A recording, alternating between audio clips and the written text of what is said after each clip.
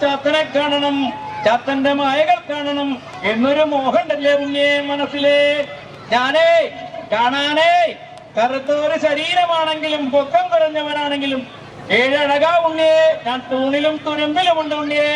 എന്നെ കണ്ടവരെ ഒരു വട്ടേ കണ്ടിട്ടുള്ളൂ, രണ്ടാമത് കാണണമെന്ന് മോഹിച്ചിട്ട് കാണാൻ പറ്റിയില്ല ഉണ്ണിയെ. ഞാൻ അച്ഛന്റെ മകനാ, അങ്ങനത്തൊരു മുതലാ.